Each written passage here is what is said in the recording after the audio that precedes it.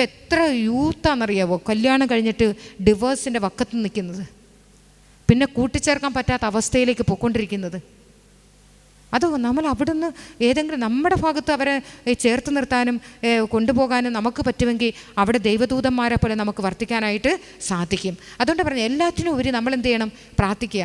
നമ്മളുടെ രോഗപീഠകളും നമ്മുടെ അസ്വസ്ഥതകളും നമ്മുടെ വേദനകളും സഹനങ്ങളും ഒക്കെ ഇങ്ങനെയുള്ള കാര്യങ്ങൾക്ക് വേണ്ടി നമ്മൾ കാഴ്ചവെച്ച് പ്രാർത്ഥിക്കണം. അപ്പോൾ കുടുംബത്തിൽ മാറ്റങ്ങൾ ഉണ്ടാകുന്ന കാണാനായിട്ട് പറ്റും.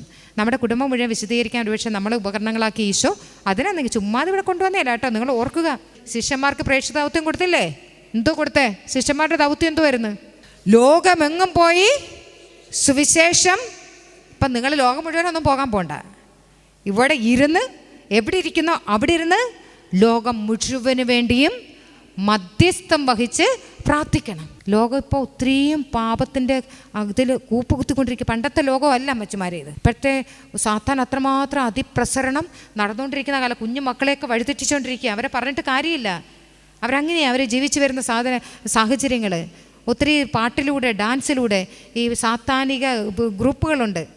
ഡ്രസ് കോഡ്, ഭക്ഷണം, എല്ലാ ഫുഡിൽ ഐറ്റത്തിൽ പോലും അങ്ങനെയുള്ള തിന്മയുടെ ശക്തി നമ്മളറിയാതെ എടുക്കുന്നതാണ്. അപ്പോൾ ഈ അകത്ത് വരുമ്പോൾ നമ്മുടെ ജീവിതത്തിലേക്ക് ഇങ്ങനെ കടന്നു വരുമ്പോഴത്തേനെ ഈ തിന്മയുടെ നമ്മുടെ അകത്ത് ദൈവത്തിൻ്റെ ഒരു സാന്നിധ്യം ശക്തമായ രീതിയിൽ നമ്മുടെ ഉള്ളിലില്ല.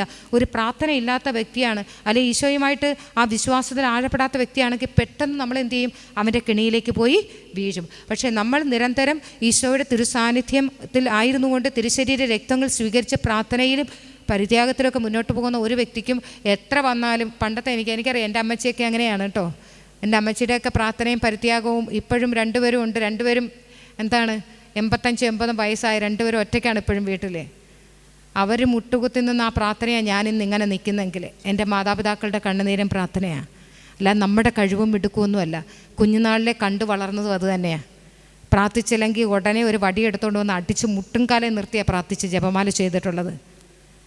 ആ പട്ടിണിയിലും ദാരിദ്ര്യത്തിലും മുണ്ട് മുറുക്കി കൊടുത്തിട്ട് മക്കളെ വളർത്താനായിട്ട് കഷ്ടപ്പെട്ട് ഒത്തിരി കഷ്ടപ്പെടയിലോ കടന്നുപോയൊരു കുടുംബമാണ്.